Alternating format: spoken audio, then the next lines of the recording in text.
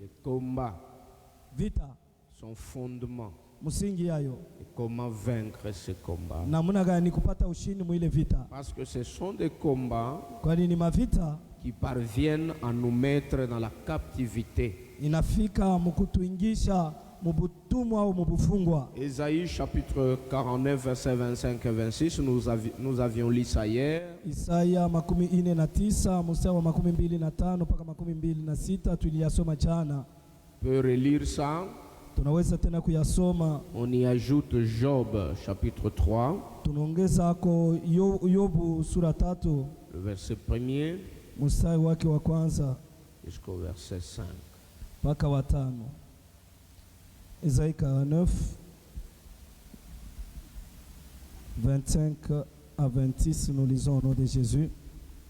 Oui, dit l'Éternel, la capture du puissant lui sera enlevée et le butin du tyran lui échappera. Je combattrai tes ennemis et je sauverai tes fils.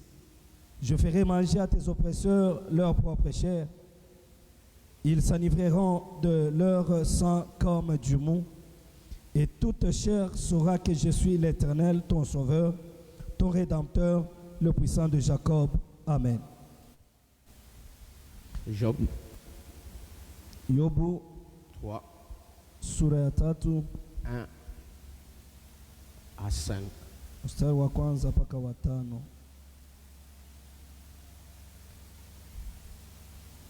Job 3, 1 à 5. Nous lisons au nom de Jésus. Après cela, Job ouvrit la bouche et maudit le jour de sa naissance.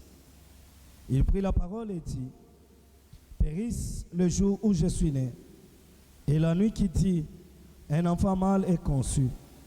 Ce jour qu'il se change en ténèbres, que Dieu n'en ait point souci dans le ciel, et que la lumière ne rayonne plus sur lui, que l'obscurité et l'ombre de la mort s'en emparent, que des nuées établissent leur demeure au-dessus de lui, et que de noirs phénomènes l'épouvantent. Amen.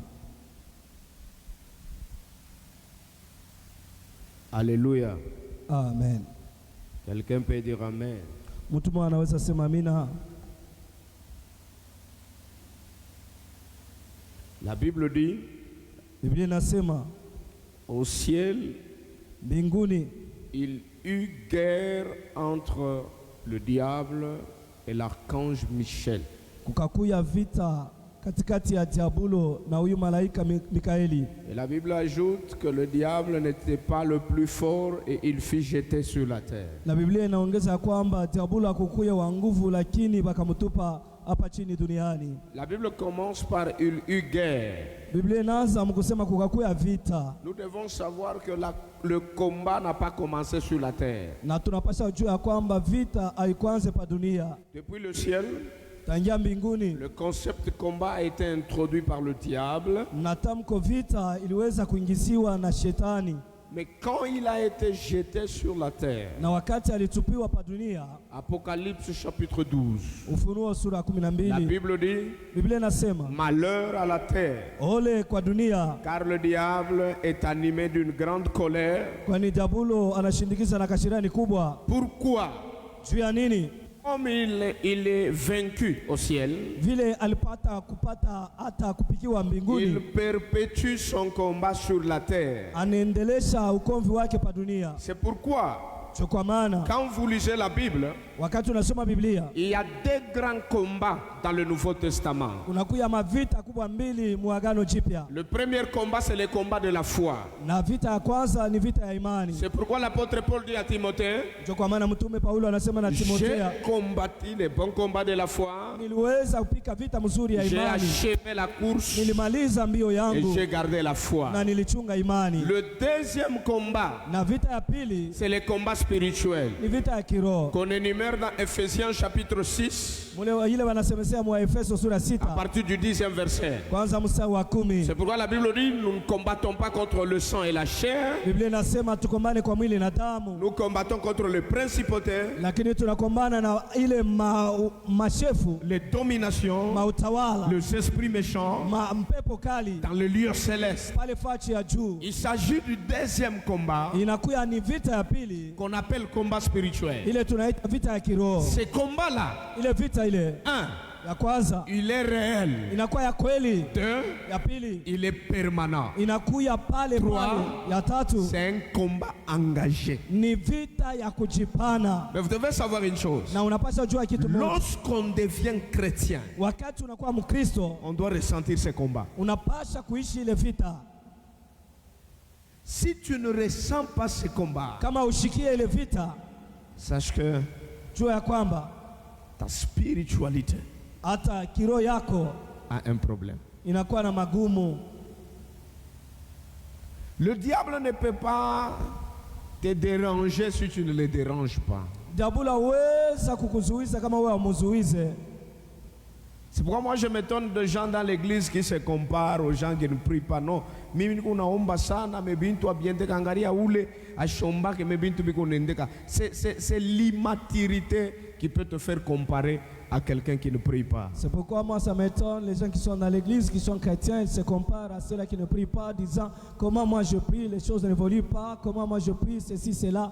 Alors ile nakuya ni butoto kama unakuya unajilinganisha na wale watu hawaombake hawaamini. Quand on est chrétien, Wakati tuko ba Kristo, on doit ressentir le combat. tunapaswa kushikia vita. Parce que nous gênons le monde des ténèbres. Kwani tunakuwa tunazuiza ulimwengu ya giza. J'aimerais dire à quelqu'un, Napenda sema na mtu mmoja, la prière attire le combat.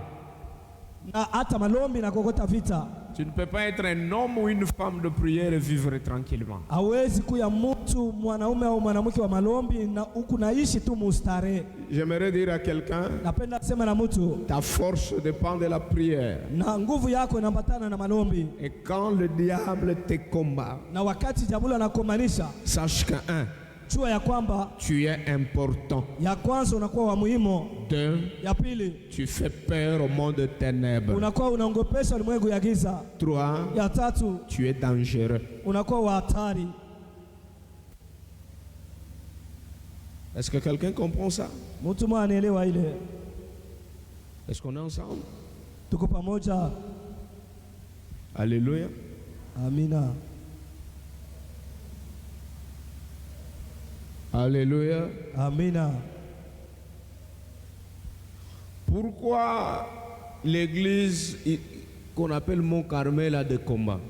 Juu ya nini kanisa ile wanaita mlima Karmeli inakuwa na vita? Parce qu'il y a Dieu. Juu kuko Mungu. Dans la ville ici, il y a plusieurs églises. Mui town mnakuya hata makanisa mengi Avec plusieurs noms. na majina mengi. Église évangélique, le doigt de Dieu, église évangélique, le tel, église pentecôtiste, église telle. Mais toutes ces églises n'ont pas des mêmes combats. Kanisa fulani, lakini ile makanisa yote haina na vita moja moja. Pourquoi? Parce que Juu ya nini? les combats Juu vita n'est pas attaché au bâtiment que vous avez construit. hayambatani na majengo ile mnafanya, Mais le combat est attaché à la mission que vous portez. lakini vita inaambatana na kazi ile mnakuya nayo. C'est pourquoi vous allez voir quelqu'un qui n'a ni aspect ni beauté mais combattu.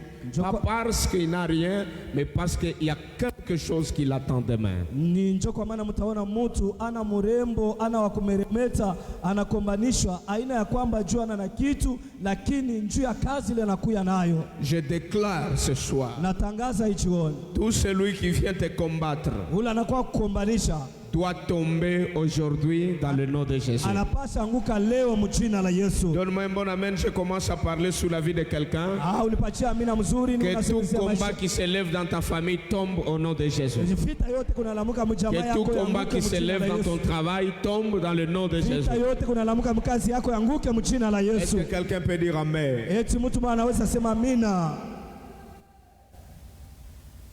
Alléluia. Amen. Mon grand-père à moi, il est décédé cette année. Kambo yangu mimi aliweza kufariki mwaka hii. Il était le grand prophète du territoire de Malemba Nkulu. Alikuwa nabii kubwa wa ile mkoba ya Malemba Nkulu. Dieu l'a appelé. Mungu alimuita. Et il a fait des miracles exceptionnels avec Dieu. Aliweza kufanya miujiza ya upekee pamoja na Mungu. Mais une chose étonnante, c'est quoi? Na kitu kia mshangao ni nini? Alikufisha batoto 9. Il a perdu 9 enfants. Avec Dieu. Pamoja na Mungu.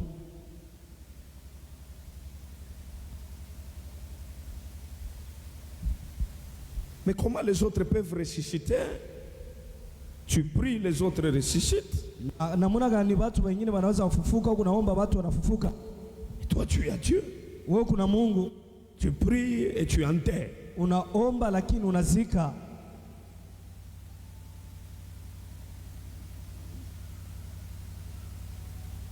Regarde ton voisin de lui, la vie chrétienne n'exclut pas avoir des combats. Tazama jirani wako mwambie sema maisha ya Ukristo abaseme ina hakuna vita. Je vois l'église à peur. Naona kanisa iko kimya na oga. Donne-moi un bon amen. Pachia amina mzuri. Un jour on a prié toute la nuit. Siku moja tukaomba usiku mzima. À cette époque-là, c'était à Kilimansimba ici. Na mwile wakati ilikuwa ni kule Kilimansimba. Qui ont prié à Kilimansimba à cette époque? Wanani wale waliomba Kilimansimba mwile wakati? Il y avait une montagne Kilimansimba ici. Kulikuwa mlima mwaba naita Kilimansimba. Kawama n'était pas encore populaire. Na Kawama ilikuwa na watu kabisa. Vous savez une chose? Mnaweka kitu moja. On a prié. Tukaomba. Dieu a parlé. Mungu akasema. Dieu nous a donné des promesses. Mungu alipatia maadili. Et Dieu s'est révélé. Na Mungu akajifunua. Je me souviens ce jour-là, c'était un certain mercredi. Nakumbuka ile siku kwa mkazi tatu fulani. Il pleuvinait. Kulikuwa napika tuvula tulongo. On était dans le véhicule. Tulikuwa napanda mgari. On a fait l'accident. Tunafanya msiba. Mais écoute, il y a des gens qui se sont blessés, qui ont eu des messages de Dieu. Na kuku watu waliweza kuumizwa lakini waliweza kupokea ujumbe ya Mungu. Et on se posait des questions. Na tulikuwa na jiswali. Nous venons de la prière. Tunatoka kumalombi. Mais pourquoi ça nous arrive? Njoo ya nini natufikia? J'aimerais dire à quelqu'un. Napenda sema na mtu. Ça peut t'arriver. Inaweza fikia. Mais ça ne peut pas t'écraser. Lakini hauwezi kukuponda. Donne-moi un bon amen, je parle. Ulipatia amina mzuri niseme. Le diable, il est le prince sur la terre. Diablo anakuya mkubwa pa dunia. J'aimerais dire à quelqu'un. Napenda sema na mtu. Ta puissance à toi. Uwezo yako. N'est pas conforme à ce que tu es en train de voir physiquement. Ayambatane na bila unaona kwa kimwili. Tu peux être faible, hein? Unaweza kuwa mnyonge. Mais spirituellement tu es fort. Lakini mkiroko wa uwezo. Est-ce que quelqu'un peut me donner un bon amen? Eti mtu maana nipatia amina mzuri. Vous devez savoir une chose. Na kwa maana mnapaswa kujua kitu moja. Le diable peut te transporter. Diablo anaweza kukunyangula. T'amener n'importe où. Anakupeleka mali yoyote. Mais il peut pas faire du n'importe quoi avec toi. Lakini hawezi kufanya chochote pamoja nawe. Parce que la Bible dit. Kwa Biblia inasema. Lorsque Jésus a fini le jeûne de 40 jours. Wakati Yesu alimaliza ile mafungo ya le diable s'approcha de lui. Diablo akamkaribia. La Bible dit il le transporta. Biblia inasema akamchukua. Ce qui m'étonne dans ce passage. Na ile ilishangaisha muhimu msomi. Jésus est Dieu. Yesu ni Mungu. Mais la Bible dit le diable le transporta. Lakini Biblia inasema diablo akamnyangula. Mais le diable ne pouvait pas le transporter. Diablo kuweza kumnyangula. Il est Dieu. Anakuya Mungu. Mais la Bible dit il le transporta. Akamchukua. Il le plaça sur le temple. Akamtia yulu ya hekalu. Mais j'aimerais dire à quelqu'un, il lui dit na akamwambia napenda jette-toi sur la terre. Ujitupe pale chini. Jésus a refusé. Yesu akakataa. Il le prend encore. Anamchukua tena. Il le place sur la montagne. Akamtia yulu ya mlima. Il lui dit si tu m'adores, anasema kama unaniabudu, je te donne tout ce royaume. Nakupatia hii. Jésus refuse. Yesu akakataa. Ça veut dire le diable pouvait le transporter. Mais le diable ne pouvait pas influencer sa volonté. Lakini diablo alikuwa anaweza kukazisha mapenzi yake. Je déclare. Natangaza. Même si balibeba maisha yako. Même si on a pris ta vie. Mais abatafanya nayo kintu mujina la Yesu. Il ne fera rien avec le nom de Jésus. Dis amen. Sema amina. Est-ce qu'on est ensemble? Eti tuko pamoja. Maintenant, pourquoi nous en tant que chrétiens? Na juu ya nini sisi kama Wakristo? La nuit d'aujourd'hui, j'ai prié, qu'est-ce que je vais venir vous dire. Na usiku wa leo nilikuwa naomba juu ya kujua nini nitakuwa kumniambia. J'avais un message à prêcher aujourd'hui. Nilikuwa na mjumbe ya kuhubiri leo. Dieu m'a dit non, non. Mungu akaniambia hapana. Va prêcher ce que je vais vous dire. Na uende kahubiri hii nitamionyesha. C'est ce que je suis en train de dire. Nini kunasema hapa? Pourquoi les gens dans cette église Juu ya nini watu mwi kanisa ne gagnent pas de combats? abapate ushindi mu mavita. Ils ont des combats perpétuels. Na banakuwa na mavita ikunaendelea. Ça ne finit pas. Haimalizike. Mais ils ont un Dieu puissant. Lakini banakuwa na Mungu mwenye uwezo. J'aimerais dire à quelqu'un, Napenda sema na mtu, avoir Dieu kuya na Mungu n'exclut pas nécessairement avoir la victoire. na haitoshe ya kwamba uweze kupata ushindi. Mais pour avoir la victoire avec Dieu, Lakini juu ya kupata ushindi pamoja na Mungu, il faut comprendre les principes de fonctionnement de l'alliance que tu as avec Dieu. inabidi kuelewa namna gani na agano ile unakuwa nayo na Mungu iko natumika. Deux, Ya pili, pour gagner les combats, juu ya kupata ushindi muvita, tu dois comprendre la forme de ton combat. unapasha kuelewa hali ya vita yako. Regarde ton voisin, dis la forme de ton combat. Ambia jirani wako hali ya vita yako.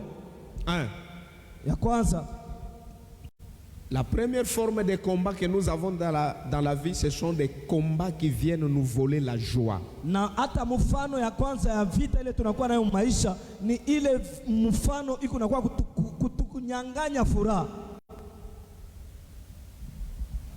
Que Dieu bénisse un bon interprète. Mungu abariki mtafsiri mzuri. Des combats qui viennent nous voler la joie. Mavita ile inakuwa tunyang'anya furaha. Donc, ni mavita moya, Ce sont des combats, yo unakuwa kutuku kuiba furaha. ils viennent juste pour t'arracher la joie. Kama unaingia mwile mavita, una sentir que hauna na furaha. Et si tu es dans ce combat, tu sens que tu n'as plus de joie.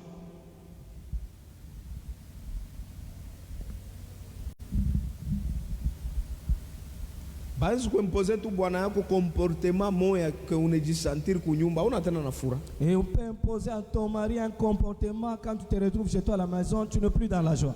On peut imposer un comportement à ta femme, tu vois chez toi comme si tu étais je ne sais pas moi où.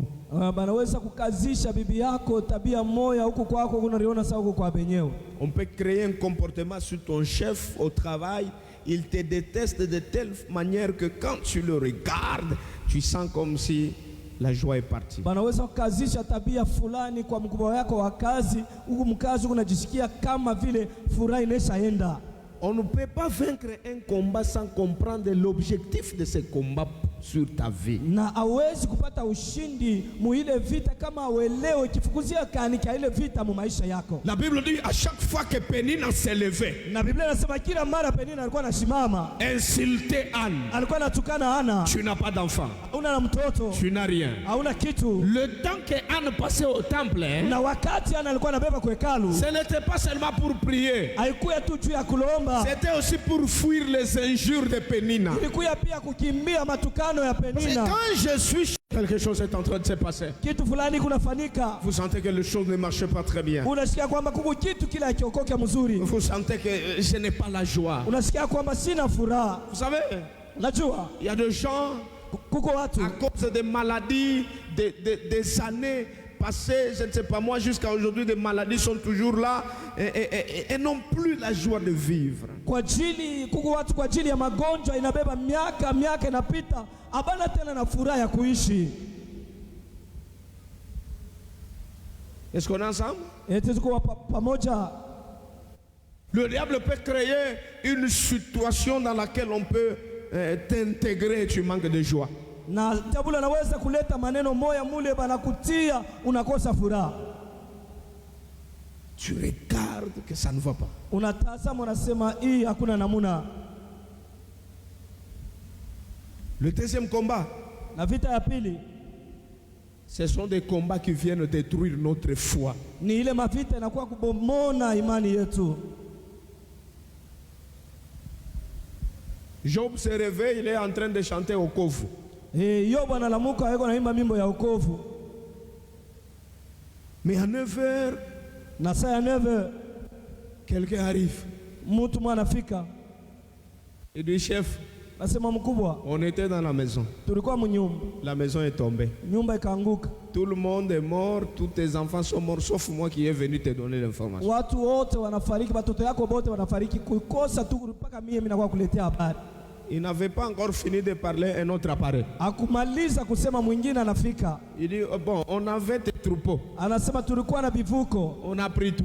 banabeba vyote, Mais je suis venu là pour te donner l'information. na mimi nakuya tu peke yangu kuletea habari. En un seul jour, Siku mmoja tu, dans quelques minutes, mu dakika l'homme fulani, qui était plus riche de la contrée est devenu le plus pauvre de la ule contrée. mtu alikuya mtajiri mkubwa wa ule mkoba, anakuya maskini mkubwa wa ile mkoba. Quel est l'objectif du combat de Job? Na hata kifukuzio ya vita ya Yobu, Voler sa foi. kuiba au kuharibisha imani yake. Parce que l'objectif de Shetani, Ni l'objectif du diable, c'est dire à Dieu, ni kusema kwa Mungu, il va te renier. atakukatala huyu Kama mimi namwatake. si je l'attaquer. Alors il y a des combats qui viennent dans nos vies Na kunakuwa mavita na kuwa maisha yetu pour détruire notre foi chrétienne. juu ya kupomona imani yetu ya Kristo. Alors dans ces combats-là, Na ile vita ile tu sens unasikia comme si tu ne pries pas, kama vile uombe comme tena, si tu pries kama unaomba et des choses ne marchent pas. lakini vitu haviokoke. Et puis l'objectif quand tu dis mina biacha, Et l'objectif wakati unasema j'abandonne, alors le diable a atteint. na pale l'objectif pale diabulo anafika mkifukuzio yake de détruire ta foi. ya kubomona imani yako.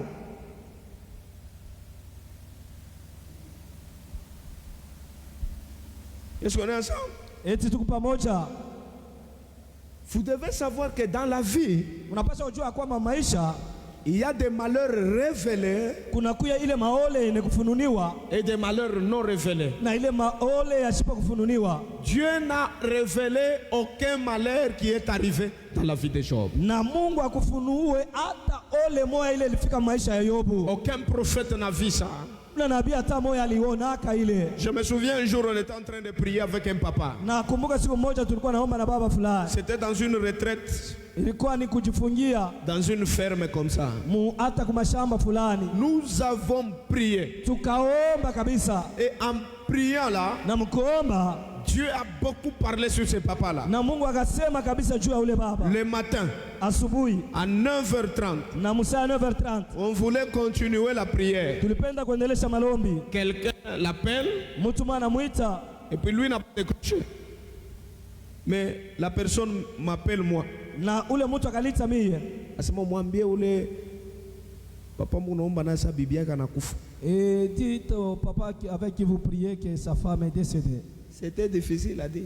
Ilikuwa kigumu kusema. Comment toute la nuit Dieu ne nous a pas parlé? Namuna gani usiku mzima Mungu akutusungumuzie? Comment c'est arrivé? Na inafika namuna gani? Regarde ton voisin, dis-lui, il y a des choses que Dieu ne révèle pas. Na ambia jirani yako akisema kuko bitu bile Mungu afunuake. Il y a des malheurs révélés et des malheurs non. Kuko maole yenye kufununiwa na maole yashipo kufununiwa. Regarde ton voisin, dis-lui, les prophètes ne voient pas tout. Na tazama jirani wako mwambia sema banabii abaonake yote. Dis-lui, il ne voit que ce que Dieu lui dit, lui montre de voir. Mwambia sema banaonaka paka ile Mungu anamuonesha ya kuona. Donne-moi un bon amen. Unipatia amina mzuri. Regarde à quelqu'un qui est à côté de toi, surtout s'il a des visions, dis-lui, dis aux gens ce que tu vois et arrête-toi sur ce que tu vois. Ça Na s'arrête là. tazama jirani wako naye anaonaka maonyo, umwambia sema kwa watu ile unaonaka na shimamia pale. Tu ne peux pas me forcer de te dire ce que je n'ai pas vu. Na ushinikazishe nikoneshe ile mishi kuona. Parce que je sais pourquoi Dieu m'a dit de voir ce que je te montre. Na najua juu ya nini Mungu ananiambia nione bile niko nakonesha. Ce que je ne vois pas. Ile nisione. Et je m'arrête par là. Na mimi nasimamia pale. Cette sincérité prophétique amène le prophète à entrer dans la profondeur de la révélation. Na ile ukweli ya unabii inapeleka nabii aingie muketo ya ufunuo. Pika mikono sema Baba, malheur yote malheur yote révélé révélé et non révélé et non révélé mina yangusha mchina la Yesu. mina yangusha mjina la Yesu. C'est pourquoi pendant que bakiriaka paka nono bari nyambia bari nilotea ndoto asema utafua accident. Jo naza baba bina vunja pepo ya accident. C'est très bien. Ça c'est un malheur révélé. C'est pourquoi il ne faut pas rester seulement quand on te dit on a rêvé pour toi l'accident. C'est là que tu commences à prier. Père, je détruis. Ile inakuya ni ole yene kufunua. Il y a d'autres malheurs non révélés. Peut-être le Satan on a préparé babandi bakwe bakuingirire kunyumba. Mais et il y a aussi des malheurs non révélés. Peut-être le diable est en train de préparer le bandit pour le cambriolage dans ta maison. C'est un malheur, mais il n'y a personne qui a vu ça. C'est pourquoi quand tu pries, détruis les malheurs révélés et détruis les malheurs non révélés.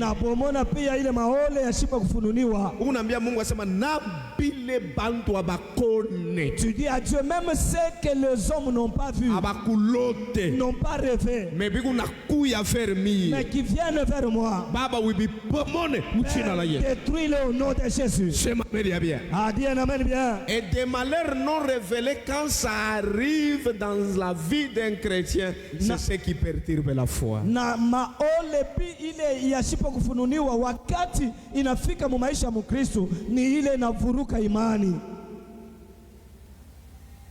On est ensemble. C'est pourquoi la Bible le dernier chapitre de Jean. L'évangile de Jean.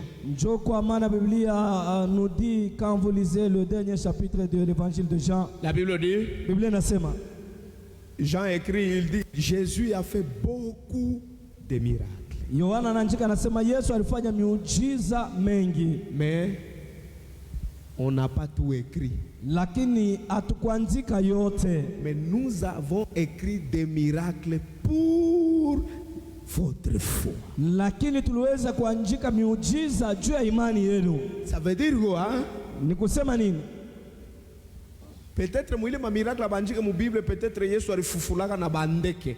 Et peut-être parmi les miracles qu'on n'a pas inscrits dans la Bible, il y avait même les miracles où Jésus a ressuscité les oiseaux. Mais bana yangaria ke hii haiwezi kuedifier muntu.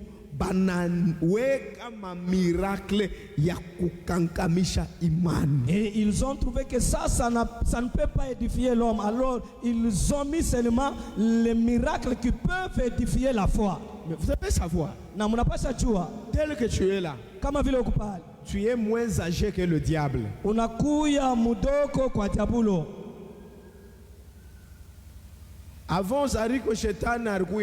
Avant que tu ne naisses, le diable existait déjà.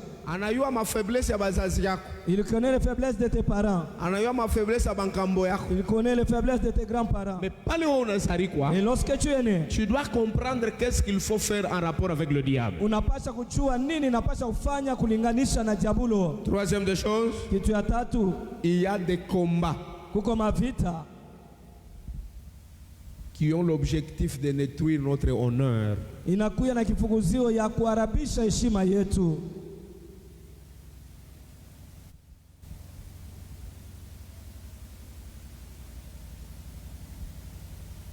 Alléluia. Amen. Un ami à moi, prophète, est en train de me dire ceci.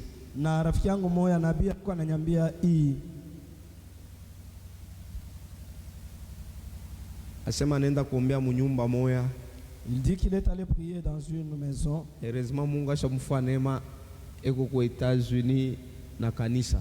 Heureusement, Dieu lui a déjà fait grâce. Il est aux États-Unis avec une église. Il dit qu'il est entré dans la maison, il s'est assis. Il attendait les gens pour qu'ils devaient prier. Ils étaient dans la chambre. Et puis ils sont sortis. Prophète. Ils l'ont salué. Bonjour, papa prophète. Et puis, avant de prière, et avant qu'il ne puisse commencer ou continuer la prière, Job anasema no kurukwa $100 moja vilikuwa pa meza. Job katoto kama sasa ni huyu papa jo anaiba. Et puis il dit il y avait un $100 sur la table et le petit enfant qui dit c'est ce papa qui a volé ça. Asema anashirika. Il dit que je me suis mis en colère. Est-ce que quelqu'un comprend ça?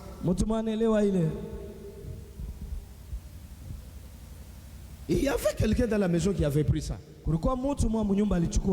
Et les qualificatifs ont changé. na hata misemo juu yake inabadilika.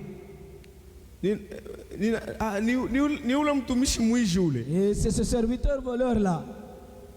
C'est après 7 mois Ni kisha miezi 7 que la personne qui avait pris dit non, beuna nilotesha beuna nyembe sema ibi una traverser, c'est parce que libaka makuta mwevi na landisha yo mtumishi. Ule mtu alibaka, il est en train de rêver, on lui dit que ce que tu es en train de vivre, c'est parce que tu avais menti au nom d'un serviteur à cause de l'argent que tu avais volé. Quel est l'objectif de ce combat? Na hata kifukuzio ile vita ni nini? Voler quoi?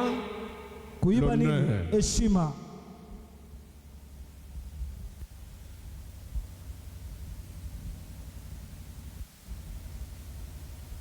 Est-ce que quelqu'un peut me donner un bon amen? Mtu mwanaweza nipatia amina mzuri.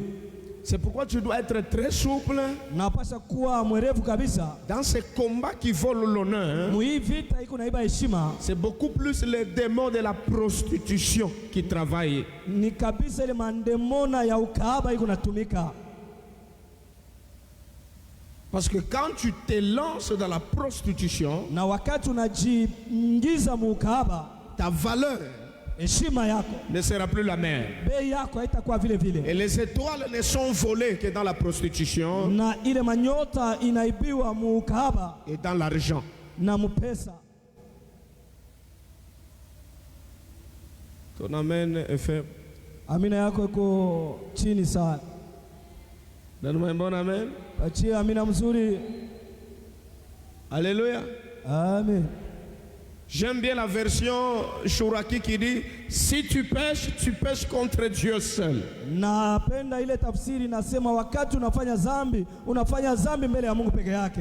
Mais quand tu fais la fornication, Lakati unafanya usharati, tu ne pêches pas contre Dieu seulement, autende zambi mbele ya Mungu tu peke. tu pêches également contre ton propre corps. Unafanya zambi pia na juu ya mwili yako peke Tu yako. suis le corps. Unachafua mwili. Or le corps, Chapo mwili c'est une enveloppe qui t'aide à posséder la lettre qui s'appelle ton âme. na inakuya tu ni ile kifuniko inashika ile tunaita nafsi. Maintenant, la valeur de l'âme, c'est le corps. Lorsque le corps est détruit, malgré la force de l'âme, l'âme ne fera rien. Na hata bei ya nafsi ni mwili, na ingekuwa urembo wa nafsi kama mwili inaharibikiwa, nafsi hawezi kufanya chochote. Il y a des gens qui sont malades, Kuku watu ni wagonjwa, mais très intelligents. lakini benye kuwa na akili Mais kabisa, ils ne parviennent plus à bien réfléchir parce que le corps est faible. na abafike mkufikiria mzuri, kwani mwili ni mzaifu. On peut déranger ton corps pour déstabiliser ton esprit et ton âme. Banaweza kufuruka mwili yako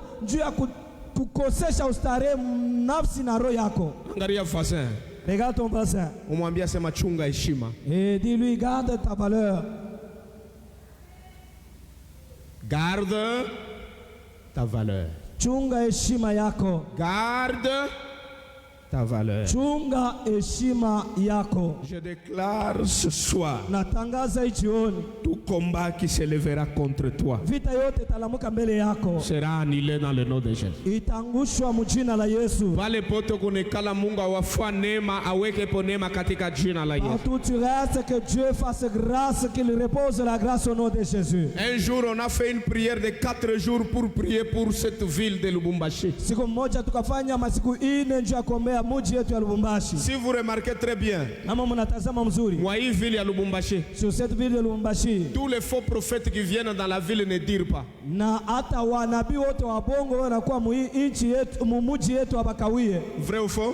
Kweli bongo. Batapanda sana Ils vont tellement monter et puis banajimika. et puis ils vont disparaître. Pourquoi? Parce que Njoo ya nini njoo? il y a des prières qu'on fait pour que l'endroit ne soit pas sali par de faux prophètes et des féticheurs. Na kuko malombi tukunafanya njoo mali hii isichafuliwe na wanabii wa bongo na wapaka Mina madawa. déclaré par mon Carmel. Je déclare sur le mont Carmel. Hii kanisa ni hoteli ya Mungu itatimisha des synagogues de Satan aux alentours dans le nom de Jésus. À cette église, c'est l'hôtel de Dieu qui va faire fuir ile mahekalu ya shetani muhimu koba.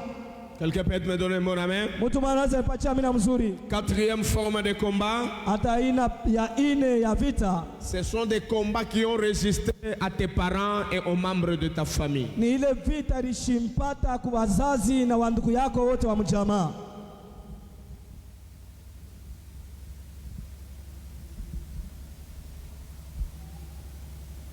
Dans la vie, tu dois être capable Mumaisha unapaswa kuwa na uwezaji de répertorier les combats que tes membres de famille n'ont pas vaincus et toi, tu dois être capable de les vaincre. Unapaswa kuwa na uwezaji ya kuvumbua kuhesabia ile mavita bazazi yako bandugu yako abakuwine na wewe unapaswa kuwa na uwezaji ya kuiwina. Babangu alikuwa polygame par exemple. Mon père était polygame par exemple. Moi, je vais tout faire tafanya yote pour que le combat de la polygamie qui a vaincu mon père, niweze. Ile vita ya babibi ba mingi liweza kuwina baba yangu, que ça ne puisse pas me vaincre moi. Mon père n'a pas eu ça pendant sa vie. Baba yangu asikupata kitu fulani mu maisha yake. Il n'a pas vaincu ce combat-là. Na asikupata ushindi mu ile vita. Moi, je vais faire tout mimi tafanya yote pour avoir ce qu'il n'a pas eu. Juu ya kupata kile ya kupata. Alors, il y a des combats qui ont résisté à ta famille. Na maana yake kuna vita ile liweza kushimpata mbele ya jamaa yako. Tu dois être capable unapaswa kuwa na uwezaji de les vaincre. Ya kuyawina. Maintenant, vous devez savoir une chose. Na unapaswa kujua kitu moja. Les combats de la joie. Ile vita ya furaha. Les combats qui volent ta joie. Ile vita kuna iba furaha yako. Peut être vaincu par la prière. Inaweza kupata ushindi kupitia malombi. Les combats vita qui volent ta foi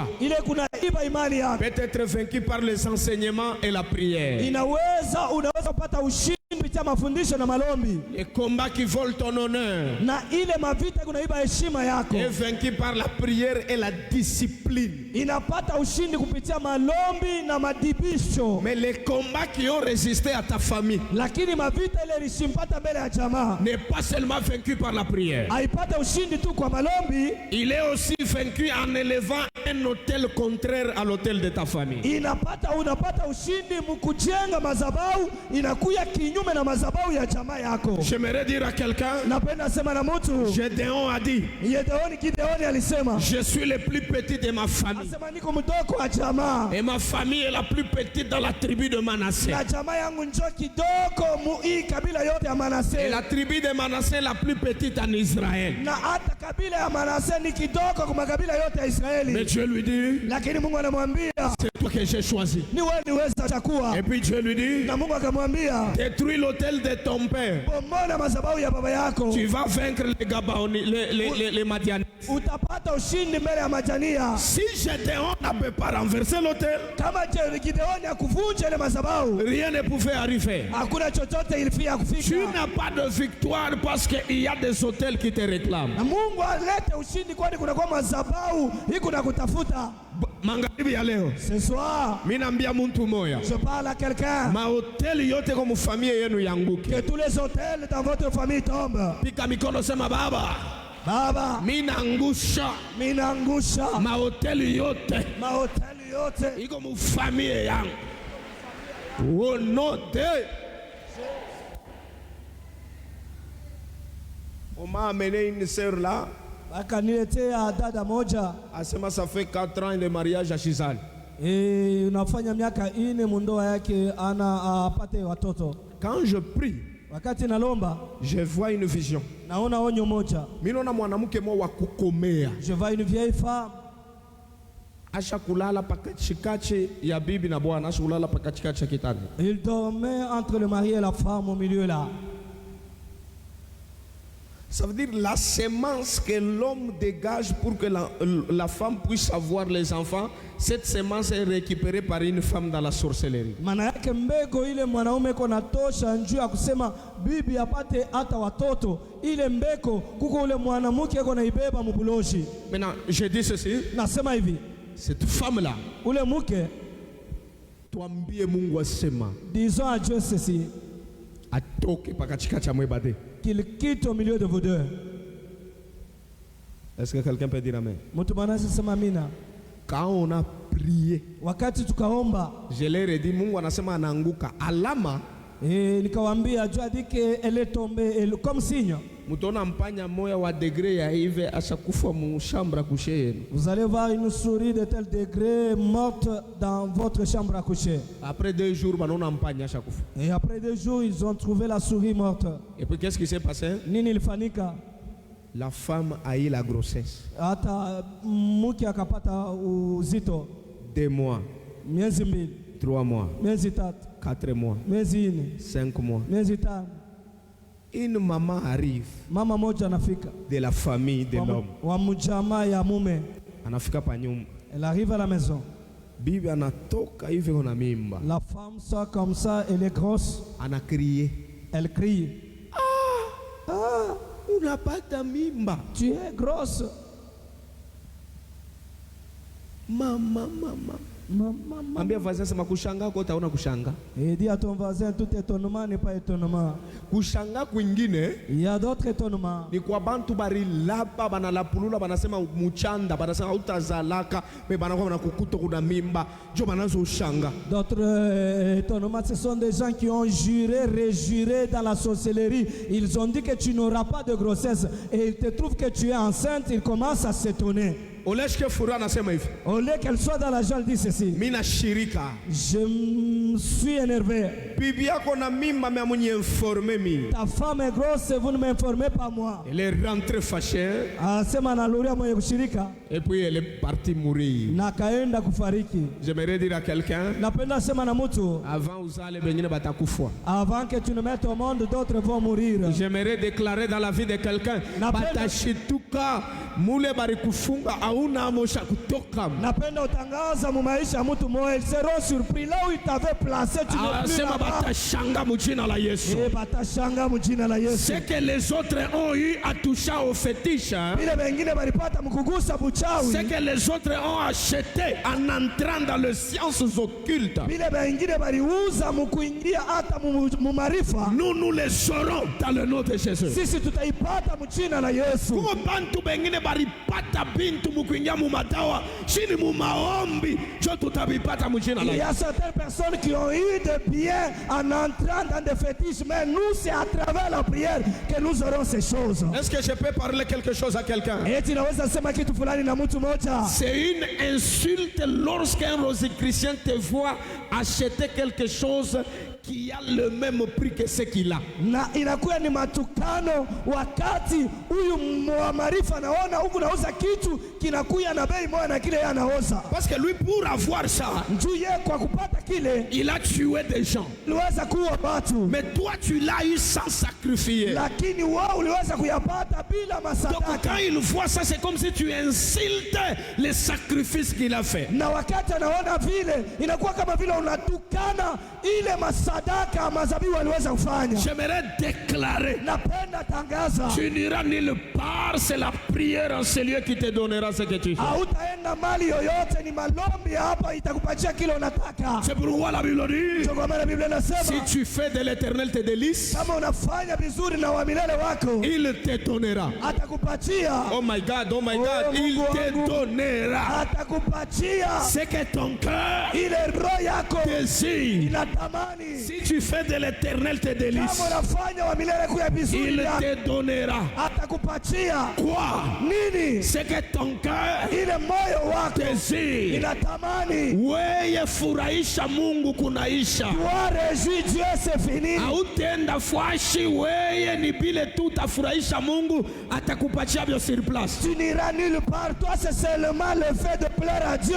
qui te donnera ça sur place. Je prophétise dans la vie de quelqu'un. Natabiri maisha mtu moja. Vita ilishindwa baba yako, we utaiweza. Le combat qui a vaincu ton père, toi tu vas le Vita vaincre. ilishindwa mama yako, we utaiweza. Le combat que ta mère a échoué, toi tu vas Vita le vaincre. inaua bandugu yako, we haitakuwa. Le combat qui ont tué tes frères, toi tu ne seras pas tué par C'est ce combat. pourquoi Dieu commande. le dernier miracle d'Élie Hata muujiza ya mwisho ya Elia a été été le premier miracle d'Élisée. ndio ilikuwa muujiza ya kwanza ya Elisha. Pale panaishia baba yako cho pale utanzia. Là où ton père s'est arrêté, c'est là où toi tu vas commencer. Pale panaishia famille yako cho pale wewe utanzia. Là où ta famille s'est limitée, c'est là où toi tu vas commencer. Au moment que tu me donnes un bon amen. Wakati unanipatia amina mzuri. Mimi naona beko na kutosha kule balikuweka. Et je te vois, on te sort de là où on t'a placé. Beko na kurudisha munema yako. Et on te ramène dans ta grâce. Pale unasema amen. Pendant que tu dis amen. Mamai yote ya kumugini kwenu. À toutes les rivières de votre Kule village. baliweka njina ya familia yenu. Là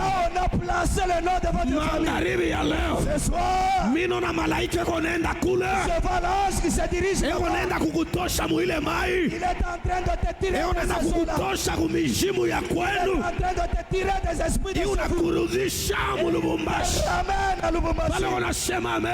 Pendant que tu dis amen. Reçois ta délivrance. Pokea ufungulifu Reçois wako. ta nouvelle identité. Pokea kitambulisho chako. Reçois ta grandeur. Pokea ukubwa wako. Reçois ta bénédiction. Pokea baraka yako. Reçois ta faveur. Pokea neema. Reçois tes connexions. Pokea mahusiano. Ule kona kutafuta hata kuweza.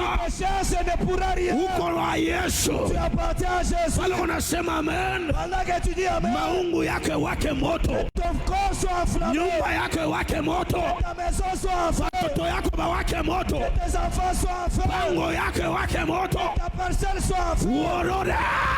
Yes.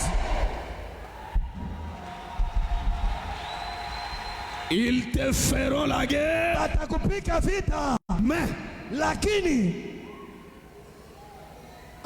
qui peut compléter? Je ne Oh, sais nani pas. anaweza kuongeza? Sisikie. Batoto ba pasteur Élisée begwapi. Les enfants de papa Élisée sont où? Ils te feront. Watakufanya vita. Mais Lakini.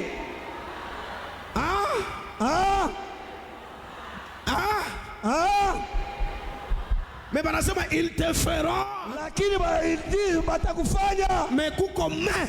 Lakini ya lakini. Ils ne te vaincront pas. Hawatakuwina. Ça veut dire Dieu les a autorisés de te faire la guerre. Mungu anabaruhusu bakupika vita. Mais ashima autorisé ba uile le vita. Lakini abaruhusu bapata ushindi mwile vita. Muntu wa imani aseme nguvu abataniweza. Un homme de foi peut dire ne peut pas me vaincre. Baloko nasema mimi naona buloji Mungu najiseparer na maisha ya. Pendant que tu dis amen, je vois la sorcellerie qui se sépare de ta vie. Sema abataniweza. Dis qu'ils ne pourront rien. Mimi sisikie bien. Mimi nasema abataniweza. Je dis qu'ils ne pourront rien. Abataniweza. Ils ne vont pas me vaincre. Minona ndani yako mutatoka vitu binene. Je vais à toi, il sortira de grandes choses. Bile wewe utaproduire binachana na bile ule ataproduire. Ce que toi tu produiras sera différent de ce que l'autre produira. Chacun produira selon sa mission. Kila mtu atazala kufuatana na kazi yake. Lorsque Eve est sortie, wakati Eva aliweza kutoka, Adam anasema, Adam a dit, voici cette fois-ci, tazama hii mara, l'os de mes os, mifupa ya mifupa yangu, la chair de ma chair. Mwili ya mwili yangu. Ça veut dire mifupa ya Adam. C'est-à-dire les os d'Adam peuvent produire Ève. Inaweza kutosha Ewa. Mais en Genèse 50, mais en Genèse 50, Joseph dit, Yusufu anasema, mes os, asema mifupa yangu, ne les laissez pas en Égypte. Musiache Misri. Transportez-les. Muichukue. Ça veut dire les os de Joseph maana yake mifupa ya Yusufu ne peuvent pas produire Ève. Haiwezi kutosha Ewa. Mais on peut les transporter. Lakini wanaweza kuichukua. Mais la Bible me dit ceci. Na Biblia inaniambia hivi. Les os d'Élisée. Ya kwamba mifupa ya Elisha. Yo. On ne les transporte pas. Il produira que Ève. Il ne produit pas Ève. Mais kama unabambana nayo, si tu te mets en contact, yote benye kufa, tout ce qui était mort binafufuka. ressuscite. Mais mifupa ya Ezekiel 37. Mais les ossements desséchés d'Ézéchiel 37. Yo kama inalamuka. Mais lorsqu'elle ressuscite, Bible inasema c'est une grande armée. Biblia inasema ni jeshi kubwa. Barikanyanga jana. On les a pétinés. Baritupa jana. On les a rejetés. Mais kama wanaitabiria Mais lorsqu'on prophétise, inalamuka. il ressuscite. Biblia inasema ni jeshi. La Bible dit que c'est une armée. Natangazia mtu mwa magharibi ya leo, Déclare sur quelqu'un ce soir. wewe wote balikanyanga jana, Tout celui qu'on a piétiné hier. uko jeshi. Tu es une armée. Uko jeshi. Tu es une armée.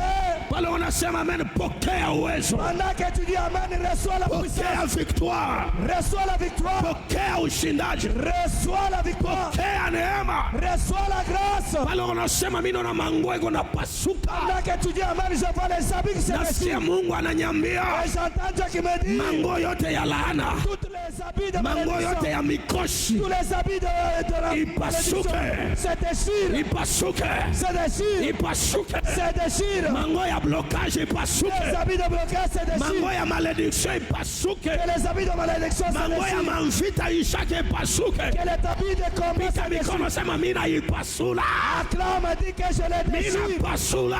Je déchire Manguo yote tous les habits. barinifuika Comment revêtus mufamili yangu, dans ma famille, mumaisha yangu, dans ma vie, babatoto yangu, sur mes enfants, munyumba yangu, dans ma maison. mina ipasula, Je les déchire. mina pasula, Je les déchire. mina pasula. Je les déchire. Pika mikono, pasula, pasula, pasula, pasula. Déchire, déchire.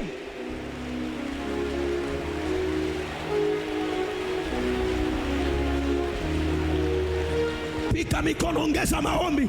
Claque les mains entre prières. Pasula, Déchire. pasula. Déchire. Manguo ya mikoshi, Tous les vêtements de mauvais sort. manguo haipende bakowe, Les vêtements qui ne veulent pas qu'on te prenne en mariage. manguo balikufika juu ushizale, Les vêtements qu'on t'a revêtus pour que tu n'enfantes manguo pas. balikufika juu heshima ishe, Oh, les vêtements qu'on t'a revêtus pour que tu perdes ton honneur. manguo yote ya buchafu Tous les habits sales ipasuke. soient déchirés. Buloji bote bulikufika nguo, Toute sorcellerie qui t'a revêtu d'un habit. pasula. Déchire. Pika mikono, pasula, pasula, pasula. Déchire, déchire, déchire.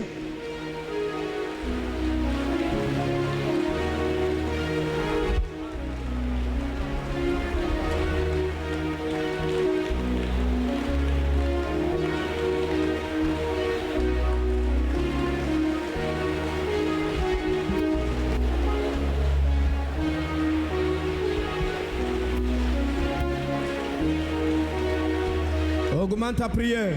Ongeza malombi. Déchire. Pasula.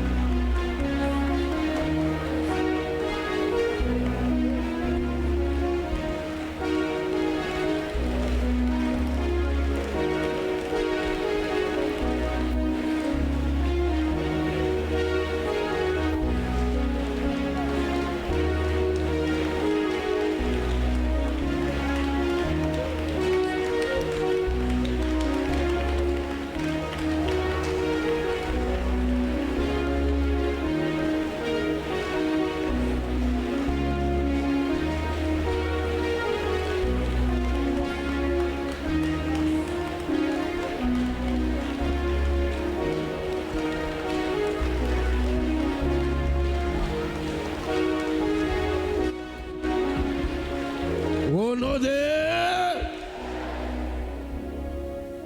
Assieds-toi, je vais te montrer quelque chose. La dernière des choses, et puis nous continuons avec la prière. Kitu ya mwisho na tunaendelea na malombi. Il y a des combats kuko mavita qui remettent notre prière en cause. ile iko nafanya kama vile maombi yetu haisikiliwe. Ça veut dire qu'il fait douter notre prière. Iko naweka shaka kwa maombi yetu. Je prie comme si je ne prie pas. Niko naomba kama saa vile nisiombe. Donne-moi un bon amen. Pachia amina mzuri. Vous devez savoir une chose. Napasha kujua kitu moja. Dans le domaine spirituel, Maneno ya kiroho, il y a des choses qui se déplacent par la prière. kuko vitu vile unatembea kupitia maombi, Il y a des choses pour que ça se déplace. na kuko vitu juu vitembee, Il faut bâtir les hôtels. inabidi kujenga madhabahu. Est-ce que quelqu'un comprend ça? Mtu mwanaelewa ile? Dieu n'a pas dit au ciel, le monde est sauvé et ça s'arrête là. Mungu akuseme katika mbinguni ya kwamba ulimwengu inaokoka kunaisha pale. Mais la Bible dit, il a aimé le monde. Biblia inasema alipenda ulimwengu, Il a donné son fils né. akatoa mwana wake wa pekee. Ça veut dire que la solution au salut de l'humanité, c'est que Dieu devrait donner son fils. Maana yake jibu kuokovu ya ulimwengu ilipasha Mungu alete atoe mwana wake. Il y a des choses pour que nous puissions les obtenir. Il y a des choses que nous devons donner ou libérer. Kuko vitu juu tupate kubipata, tunapasha hata kutoa kwa ajili ya vitu vingine fulani. Quelqu'un peut me donner un bon amen? Mtu anaweza nipatia amina mzuri. Hier, je vous ai donné l'histoire de Lazare. Jana nilimpatia hata hadithi ya Lazaro. Jésus a dit, Yesu anasema, mais la parole seule ne devrait pas suffire. na hata neno peke yayo haikupasha kutosha.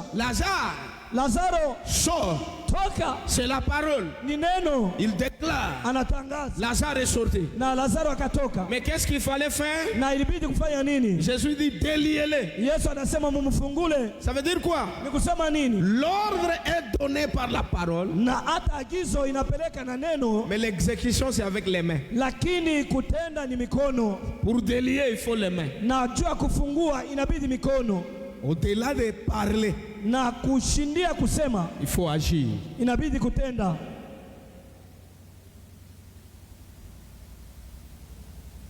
Regarde ton voisin, dis-lui, Dieu a des projets de bonheur. Tazama jirani wako, mwambie asema Mungu anakuwa na matengenezo ya heri. Jérémie 29, la Bible dit, Dieu a quoi? Na Yeremia 29 Biblia inasema Il a quoi? Mungu anakuwa na nini? Il a des pros. Anakuwa na matayarisho. Mais les gens pensent que ces passages-là signifient donc Mungu na ma projet de bonheur. Hapana kushimamia ma projet. Projet ni projet. Matayarisho, matengenezo ni matengenezo. Au-delà du projet, il faut maintenant accomplir quoi? Les pros. Ni una projet ya kuyenga nyumba. Automatiquement unakuwa na nyumba. J'ai le projet de bâtir une maison. Automatiquement j'ai la maison. Ni projet. C'est un projet.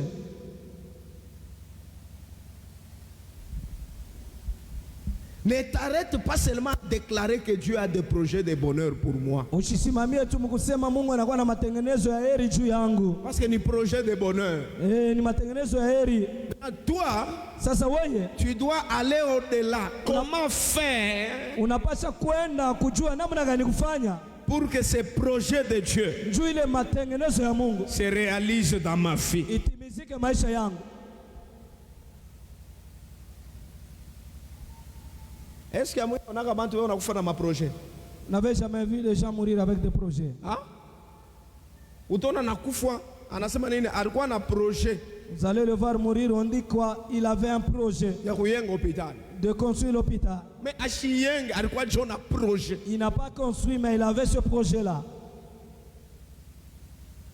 Cette année,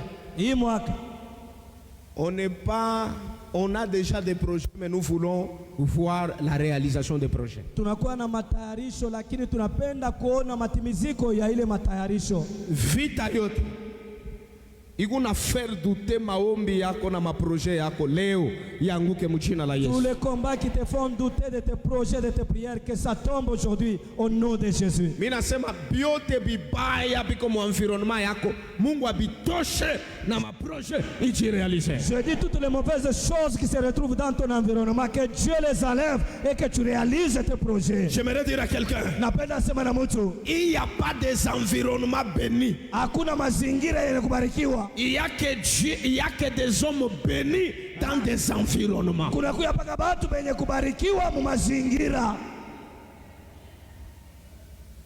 Quand Dieu te bénit, Wakati Mungu anakubariki, tu parviendras à bénir l'environnement. utafika mkubariki mazingira.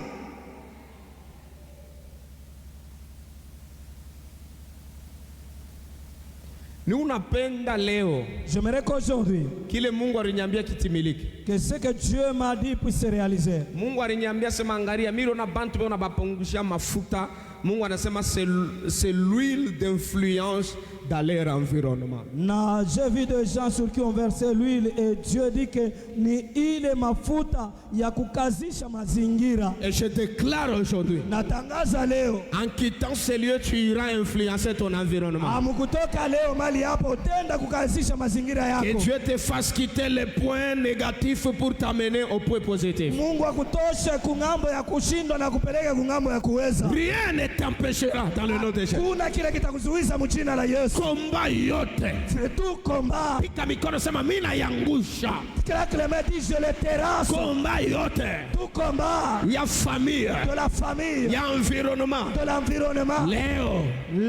Yanguke. Yanguke. Au nom de Marthe dit à Jésus, Marko anasema na Yesu, ça fait 4 jours kunakuwa masiku 4 qu'il est au tombeau. anakuya mukaburi, Il sent déjà. anaanza kunuka.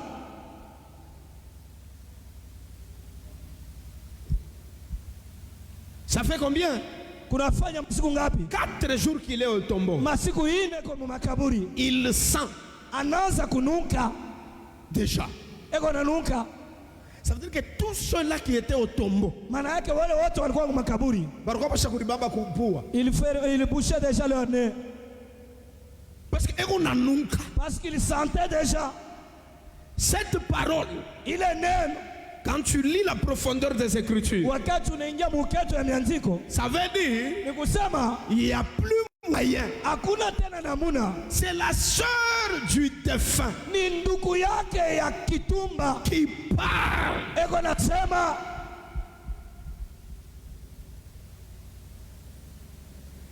Ni muntu kaniko nasema jua kuinterdire résurrection ya maisha yako. quelle est cette personne qui parle juu ya kuzuiza kufufuka ya maisha yako? Malgré la parole de Marthe.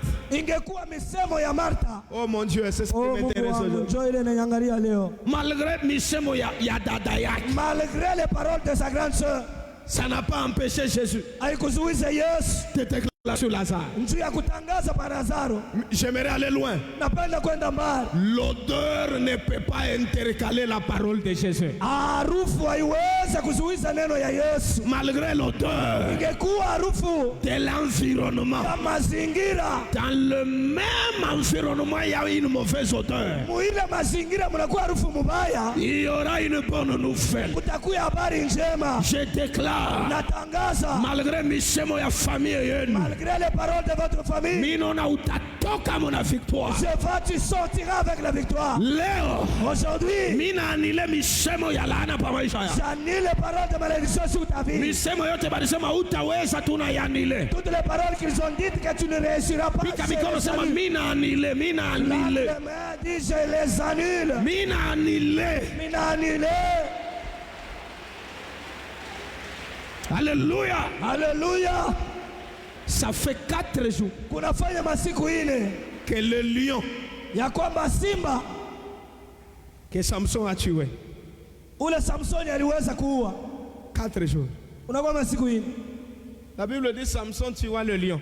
Biblia inasema Samsoni akaua simba. 4 jours après, il passa par là. Masiku 4 baadaye akapitia pale pale.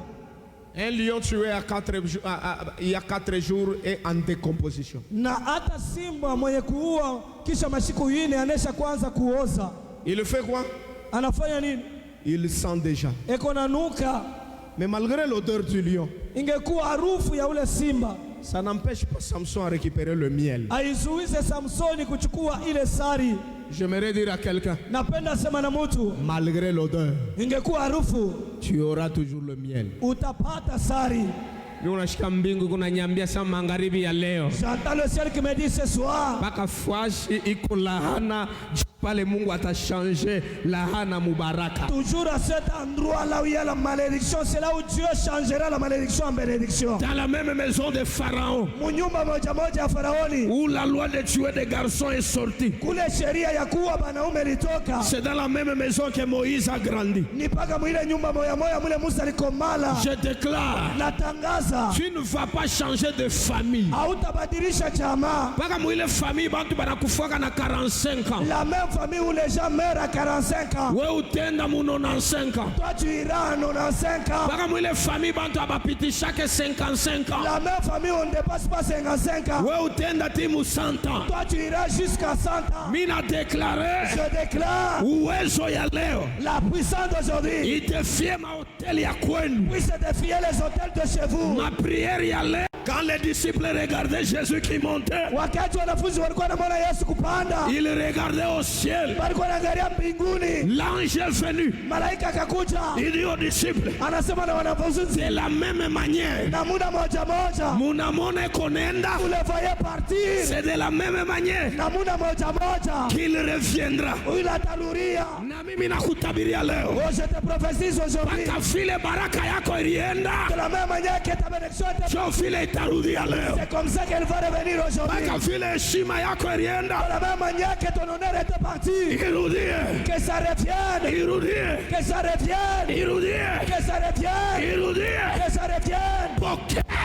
Reçois.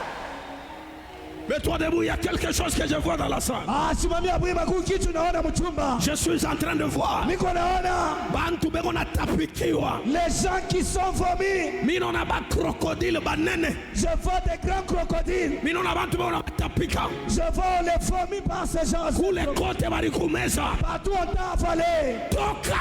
Quitte. Oraba soper les blas. Hosanna. Iketa lovira blas. Alléluia. Elemera blosevaras. Hosanna. Kule kote balikuweka. Partout on t'a placé. Pika mikono sema inatoka. Proclame dit que je sors. Mimi naona vyote balikuwekea. Je vois tout ce qu'on a placé contre toi. Mimi nasema bitoke pa maisha yako. Je dis que ça sort de ta vie. Job anasema Yobu anati les richesses de la terre Yakobo tajiri ya dunia seront vomies. itatapikiwa. Je déclare Natangaza kote barimezia baraka yako, watu wanavaleta ta bénédiction, promotion yako mukaji, ta promotion, batoto yako, tes enfants, bwana yako, ton mari, bibi yako, ta femme, bintu byako, tes biens. vyo vile beko na vitapika, Ah, ils sont en train de les vyo vomir. vile beko na vitapika. Les vomis. Kama kuna imani, Tu as la foi. reçois. Le combat ne fera rien. Vita itafanya kitu. Et au moment que je parle, Wakati niko nasema, Dieu me dit, Mungu ananiambia un miracle est sur le point de se produire. muujiza iko karibu na kufanyika.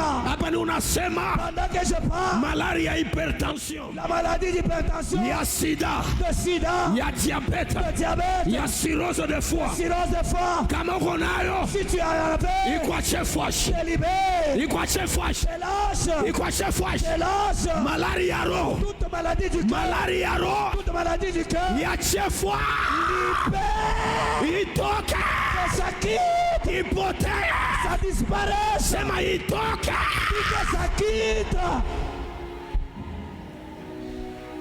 Ce que Dieu a dit, Ile Mungu alisema ça s'accomplira. itatimizika. Na hapa ni unasema, Et pendant que je parle, mi unaona mvula muhii kanisa, je vois la pluie dans cette église, mvula ya baraka. la pluie de bénédiction. Mi naona ile mvula inanyesha, Je vois cette pluie pleuvoir. mi naona mai chini Je vois de l'eau par terre. inageuka inakuwa maibo ya bei. Et ça se transforme en des pierres Mi unasikia précieuses. Mungu ananiambia, J'entends Dieu qui me dit, je viens honorer cette église. nakuya kuheshimisha hii Je kanisa.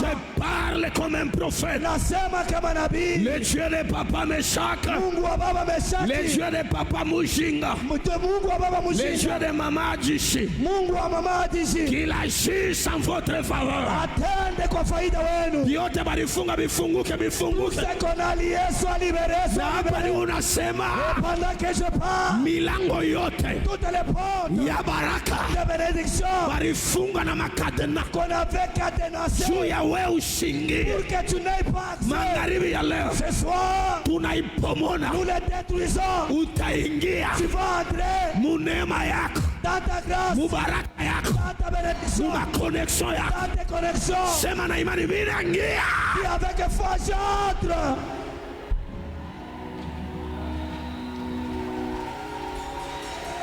Il y a une victoire. Kuka ushindi moja. Et Dieu m'a dit, Na Mungu ananiambia, maombi ya leo la prière d'aujourd'hui, ni maombi ya victoire. c'est une prière de victoire. Kama vita ya zamani. Pas sur le combat d'antan. Victoire Ushindi. kwa vita ya Pas sur le combat. aina vita ilianza jana. Ce n'est pas le combat qui a commencé Ni hier. ile vita unaomba ishe C'est le combat sur lequel tu as prié. Ça n'a pas ya fini. miaka na miaka. Le combat des années. Hii mwaka Cette année, tunaishika ile nous vita. enterrons ce combat-là. Vita ya miaka, Le combat qui ont duré. malari ya miaka, La maladie qui a duré. blocage ya miaka. Les blocages qui ont duré.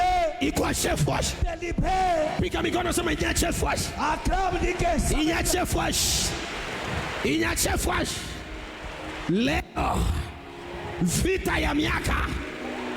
Inya chef wash. Oh no,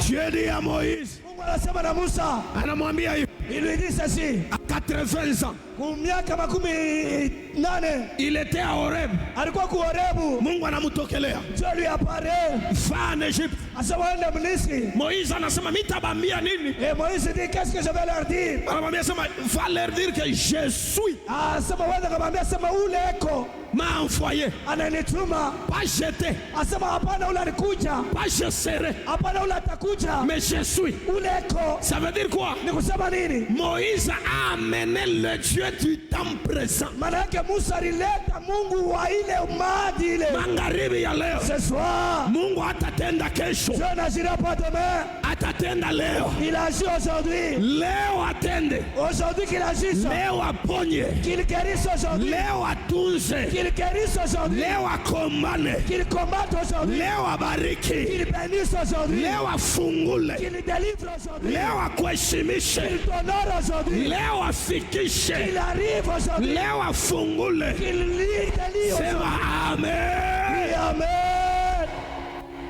Sema uende ukabambia, sema niko Va leur dire que je suis. m'a envoyé.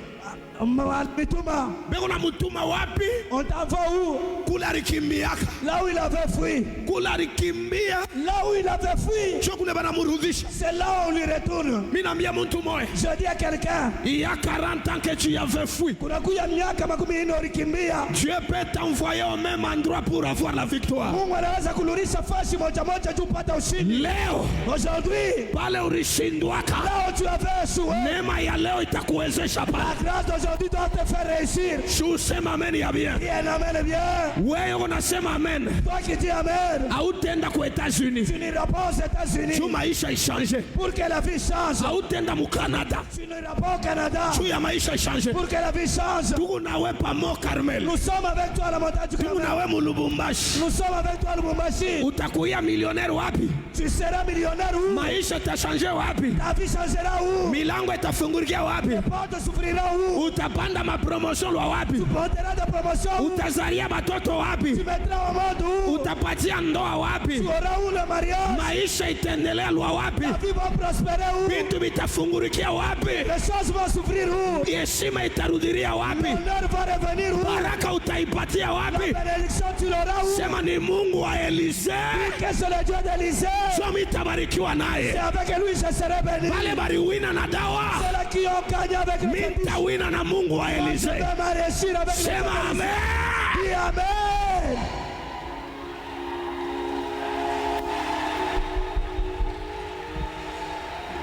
Il y a une onction de victoire. kuko upako ya ushindi, Il y a une onction de victoire. kuko upako ya ushindi. Hii mwaka Cette année, barozi Christian bamingi batakufwa. beaucoup de résurrections vont mourir, Baloji bamingi batakufwa. beaucoup de sorciers vont mourir, Bamingi beko mu madawa batakufwa. beaucoup sont des fétichistes qui vont mourir. Wakati inenea Le temps est arrivé ya kuwina na Yesu, de s'enrichir avec ya Jésus, kufunguriwa na Yesu. d'être délivré avec Jésus. Sema Mungu nyeke pa liste ya kubarikiwa hii mwaka. A dit Dieu, mets place-moi sur la liste de ceux qui seront bénis cette année. Sema hata mishi na programme.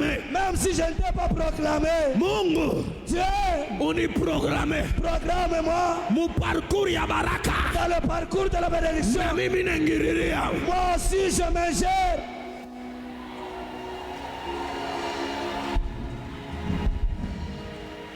Yesu banamuita kwa Jairus. Jésus, on l'appelle chez Jairus. Asema mtoto ko malari. On lui dit que l'enfant est malade. Ye ajitengeneze ende, banamwambia tena asema nakufwa. Pendant qu'il se préparait pour y aller, on lui dit que l'enfant est mort. Mais anasema mitenda quand même. Il dit quand même, je vais y arriver. Est-ce que je peux parler? Et tu vois, ça c'est ma. Kumwanzo balisema eko nini? Au début, on a dit quoi? Eko malari. Elle est malade. Après un temps anasema tena eko nini? Après un temps, on a dit quoi? Anakufwa. Il est mort. J'aimerais dire à quelqu'un, même si ta situation s'aggrave, Hata kama mambo yako yanakuwa nguvu, sois calme. kuwa na ustarehe. Anamwambia Yesu sasa mtoto eko malari. On dit à Jésus, l'enfant est malade. Pale tu anamwambia pa Lorsqu'il lui a dit seulement, mtoto anakufwa. l'enfant est mort, C'est la situation de la prière. ni maneno ya malombi. Unaomba, Tu pries, unaona mambo tu yanajiaggrave. vois les choses s'aggraver. Sois calme. Kuwa na ustarehe, Atafufula. il va ressusciter. La gloire de la guérison Utukufu ya matunzo n'est pas plus grande que la gloire de la résurrection. haishindie utukufu ya ufufuko. Plus ton problème est grand, Kabisa mambo yako yanakuwa kubwa, plus ton témoignage kabisa ushuhuda wako sera grand. itakuwa pia kubwa. Yesu anabebana. Jésus prend. Mimi naenda kuponesha mtoto wa Jairus. Je vais guérir l'enfant de Jairus. Mission ya Yesu ni kufanya nini? La mission de Jésus, c'est de faire quoi? Hein? Kuponesha nani? Faire guérir qui? Mtoto wa nani? L'enfant de qui? Sijo programme iko nayo. C'est le programme qu'il a. Ye munjia Lui en route, mwanamke moya une femme wa damu qui perdait le sang. pendant 12 ans Miaka 12. anaingia mukursi, Il s'infiltre dans la course. anabamba nkanjo Il touche la robe. mu programme ya Yesu anachingisha. Dans le programme de Jésus, elle s'est Leo aujourd'hui. tuko ule shijo bale banamuke badamu bale, C'est nous l'image de cette femme-là. hata tuna programme. Même si on ne sont pas programmés. Sema mimi naingia mu programme ya hii mwaka. A dit, je m'infiltre dans le programme de cette Sema année. mimi naingia mo Que je m'infiltre. oh no de Je ambia Mungu asema dis à Dieu, komba iko na beba baraka yangu, le combat qui arrache ma bénédiction, ma joie, furaha yangu, ma foi, imani yangu, le combat que les parents n'ont pas vaincu. ile mavita bazazi yangu hawakuwini. Moi, Mie je dois vaincre ça. mimi napaswa kuyawina. Abia fasa sema komba yako iko mkategori gani? Demande à ton voisin, ton combat est de quelle catégorie? Inakuwa kuiba imani, Ça vient voler la foi, kuchokesha prière, ou bien te faire douter de la prière, kuiba furaha, ou arracher ta joie, ou bien ni mamvita moya ya miaka bazazi abaya winaka. ou ce sont les combats qui ont duré des années que les parents n'ont pas pu vaincre. Il faut y vaincre. Toi, tu dois les vaincre. Il faut y vaincre. Unapaswa uiwina. La prière, Malombi c'est une sémence. inakuwa ni mbegu. La prière, Malombi c'est un travail. ni kazi. La prière Malombi vient toujours inakuya mpaka avec un surplus de valeur dans notre vie. na bei fulani ya juu mu maisha yetu. Quelqu'un peut me donner un bon amen? Mtu mmoja anaweza nipatia amina mzuri. Kuna bantu banaanza kuvala mapapa kumugini, mais à cause ya prière banafika humu Mungu anababariki. Il y a des gens qui marchent en bouche au village, mais ils arrivent ici, Dieu les bénit. Il y a des gens Kuko watu qui ont prié, méprisé, bêtisé, n'iront nulle part. ils sont en train de partir là où les autres ne sont pas partis. balikuwa naomba banababeula wanasema mutaenda ufashi, lakini leo banakuwa banaenda kule wengine bayaendaka. Nous sommes le résultat de la prière. Sisi tunakuya matokeo ya malombi. Nous ici. Si hapa. Nous. Sisi. Nous. Sisi. Si je te prêche aujourd'hui, je ne pensais pas être là où je suis. Sikuzania kufika pale niko. Prier. Malombi. Itakuheshimisha. Va te faire honorer. Alors kama unenyamu prier. Et si tu entres en prière, sabu titre yako. Oublie tes titres. Kama ni kulala chini, lala chini. S'il faut se coucher par terre, couche-toi par terre. Quand on commence à prier, wakati tunaanza kuomba, on ne regarde plus les gens qui sont à nos côtés. Hatuangalie watu wanatuzunguka.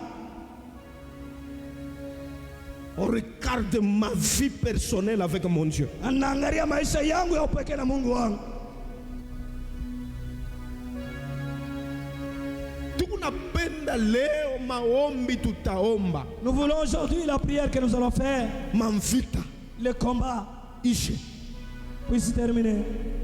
Il faut catégoriser où on vita ya Dieu. Je te dis au début, il faut que tu découvres quelle catégorie de combat que tu as. Kwa mwingine atanijibu sasa, papa mimi utuna yote ya kuniba furaha, ya kunivunja muimani, ya kunidécourager mu prière. Quelqu'un d'autre va me dire que moi j'ai toute catégorie de combat, de arracher la foi, d'arracher la joie, de faire douter la prière. Et Dieu m'a dit, après cette prière, kisha imalo, kanisa itasubiri élévation ya nguvu sana. L'église va subir une très grande élévation. Je ne t'impose pas la position que tu dois prendre dans cette prière. Ça dépend de toi et ton Dieu. Mais nous, on a ma échelle. Je suis en train de voir les échelles qui sont déjà dans cette église. Il y a 100 jours. Et il ne faut pas prier comme tu as prié les jours passés dans ce 100 jours. Chaque jour a sa grâce. C'est pas pour rien que la Bible dit il renouvelle sa bonté.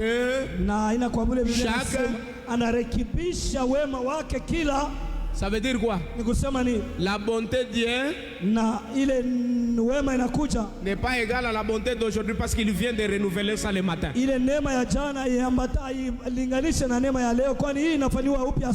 Alors, beba possession ya neema ya leo. Et prends possession de la grâce d'aujourd'hui. Neema itumike. Que la grâce travaille. Je ne te donne pas de requête à prier. Ce que tu as retenu dans mon enseignement.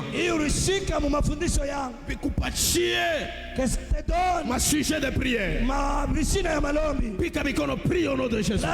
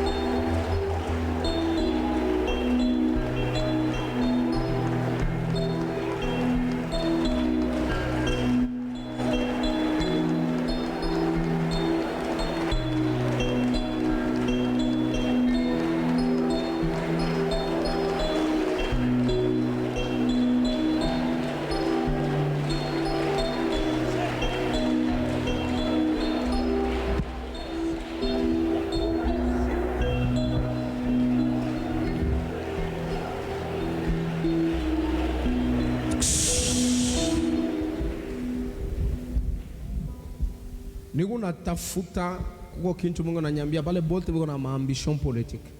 Je cherche tous ceux-là qui ont les ambitions politiques. Qu'il passe de Apete mbele.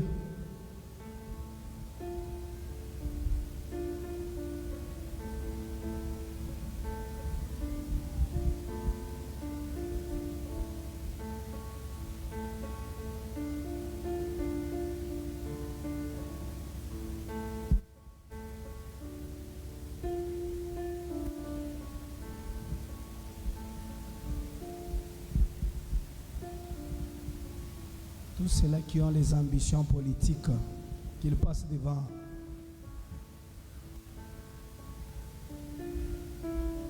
Mina shikia Mungu yako nanyambia. J'entends Dieu qui me dit, Asema il dit, mombe na pasteur Élisée bale biko na maambition politique mo ikanisa. priez ensemble avec le pasteur Élisée pour tous ceux qui ont les ambitions politiques dans cette église. Parce que minaona Parce que je vois bintu des choses binafia ku changer. qui veulent changer.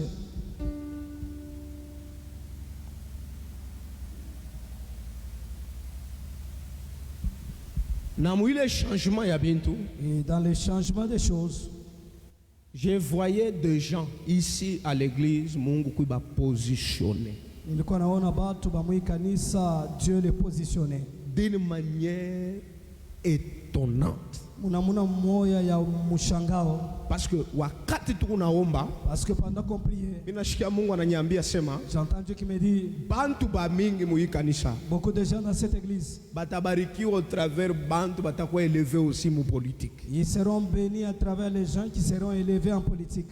Il y a quelqu'un parmi vous Kuko mmoja katikati yenu qui va commencer à venir avec beaucoup de militaires ici. ataanza kuya na waskari mingi hapa. Je ne vais pas les citer. Sipende kumtaya. Parce que Juu Mungu ananiambia sema Dieu me dit, kile mitapandisha politiquement bantu hapa, la raison pour laquelle je vais élever politiquement les gens ici, il y a un très grand combat que l'église ici va attirer. Alors Mungu qu'on a besoin à positionner bantu juu ya kukombania ikanisa physiquement, politiquement. kutakuwa ile vita kubwa italamuka juu ya kanisa. Alors Mungu anapenda kunyanyua tena bantu mu kanisa njuu ya kukombania kanisa hata mukimwili na musiasa. Rava sauveras. Là, il faut qu'on écrive vos noms. Na pale inabidi banjike majina yenu. Il y a deux choses que je vais libérer au bureau du pasteur. Kuko bitu bile mitasema mu ofisi ya mchungaji. Et puis mimi nende.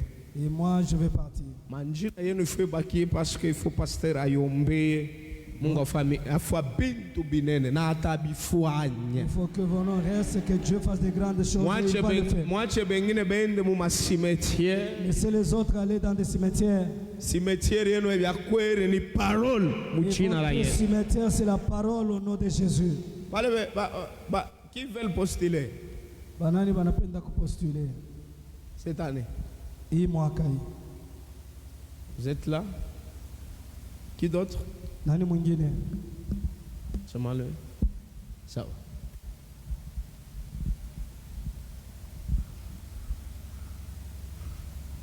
Dieu veut vous amener loin Mungu anapenda mpeleka mbali politiquement. mu siasa. Influencer la politique d'une manière chrétienne, mais que la politique ne vous influence pas. Mukazishe siasa munamuna wa Kristo, lakini siasa isimikazishe. Haiko vile? N'est-ce pas ça?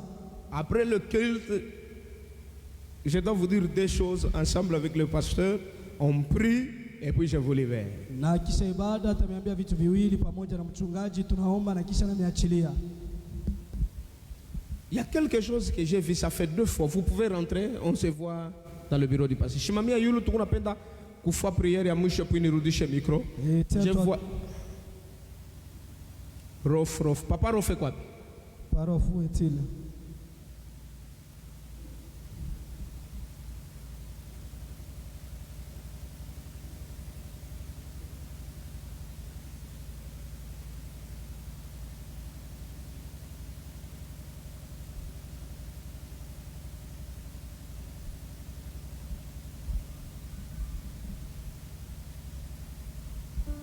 qui s'appelle Blaise.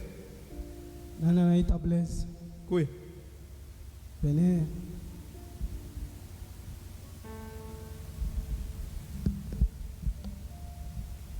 Mimi naona basha kubamba mancho yake. Je vois, on a déjà touché ses yeux. Ses yeux. Mancho yake. Ses yeux. Qu'est-ce qu'on veut faire? Nini mapenda fanya? Pourquoi combat moya ba m'opérer mancho? Il y avait un combat, on voulait opérer les yeux. Le diable veut déstabiliser tes yeux. Diabolo anapenda kuvuruka macho yako. Mais au moment que je parle, qu'est-ce que je suis en train de voir? Na wakati unasema nini unaona? Mimi naona mankamba mbili, moya ya noir, moya ya rouge. Je vois deux cordes de couleur noire et rouge. Barisha kukufunga beko na kukokota mkongo. Et on t'a lié avec, on est en train de tirer. Alors il y a un combat qui ne fait pas que tu avances. Na kuna kwa vita ile ipende uende mbele. Mimi nashika Mungu ananiambia hivi. Et j'entends Dieu qui me dit ceci. Ambia Blaise. Dia Blaise. Kuko kintu mimi unapenda kumfanyia leo. Il y a quelque chose que je vais faire en sa faveur aujourd'hui. Mais quand je priais, je cherche à Dieu ni kintu kanime. Mungu ashiniambie ni kintu kan. Mais ni kintu qui a bien. Et ce que je cherchais, Dieu ne me l'a pas dit, mais c'est une bonne chose. Papa shimama paka pale kuko muntu mwana kuna tafuta mfamille yenu. On va pas rester seulement là-bas, il y a quelqu'un de votre famille que je suis en train de chercher. Je vois la personne m'échappe un peu dans la vision. Naona mtu ananikimbia muonyo. Mais ni muloji. Mais c'est un sorcier. Pas un sorcier, une sorcière. Et muloji mwanamke.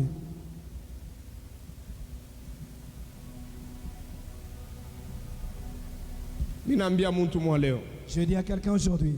Peu importe miaka unafanya beko na kuloka bulonji bule buri kuloka miaka bwanguke leo. Peu importe les années où on t'a ensorcelé, la sorcellerie qui t'a ensorcelé tombe aujourd'hui.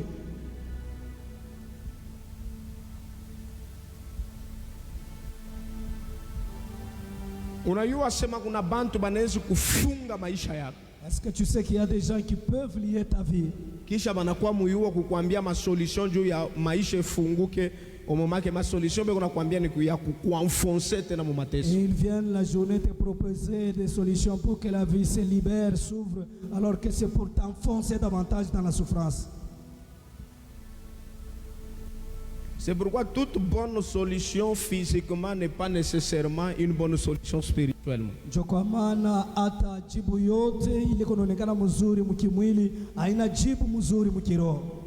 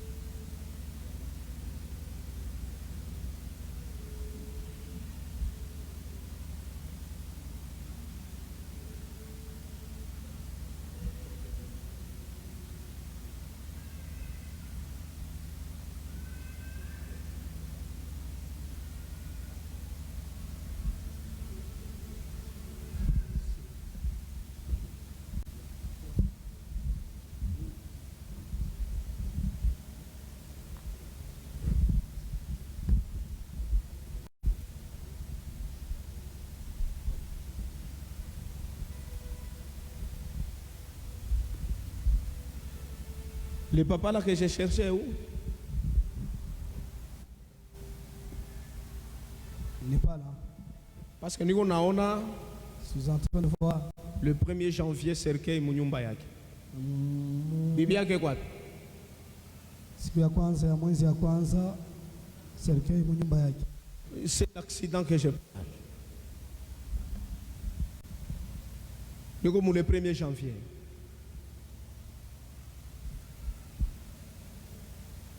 « Il est le 1er janvier, mais on a bargo show préparé accident, un monde de ténèbres.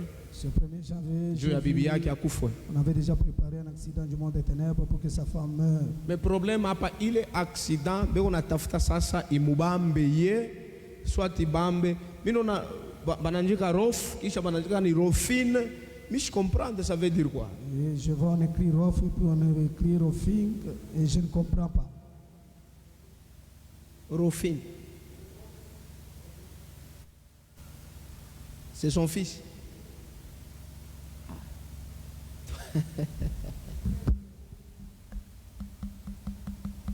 Mon Dieu, mon roi. Si on peut l'appeler rapidement. Parce que Joe, mambo ni kunasema hii ce que je dis ici, ni mambo kunafia kufanyika soit leo soit kesho. c'est quelque chose qui va arriver soit aujourd'hui, soit demain. Leo alikuwa hapa kanisa, Il était là. Il était ici. ni vita ni nini kunafanyika hapa? Le combat, c'est quoi? Qu'est-ce qui se passe? Attention, attention, attention. Kebange. Quand la révélation sort, le diable s'accélère pour exécuter. Wakati ufunuo inatoka, diabolo anakimbia juu atimize. Parce que kama mwishi banawakisha moto munamona anaibaka bya anabebaka anaendelele. Et lorsque le voleur vole et qu'il y a une apparition de la lumière, il le prend pour aller vite. Je sais comment Dieu m'utilise. Kama bamuite ça peut se passer mu minute kilo kapa mashika sabana mkonga. Et najua namna gani Mungu ananitumiaka, si on l'appelle pas, inaweza kufika dakika kidogo vous apprenez qu'il a été. C'est très urgent. Ni ya haraka sana. Vita yote, sema pika mikono, sema vita yote ya familia yangu leo mina yangusha unole. Eko na mtoto moya eko na tembea na bantu wa mabe kuwatasha na bajoueur. Parce qu'il a un enfant qui marche avec une compagnie de joueurs. Ile ujua kuhakikisha parce que nina mtoto moya tout autour yake des gens attachés. Ça passe en direct?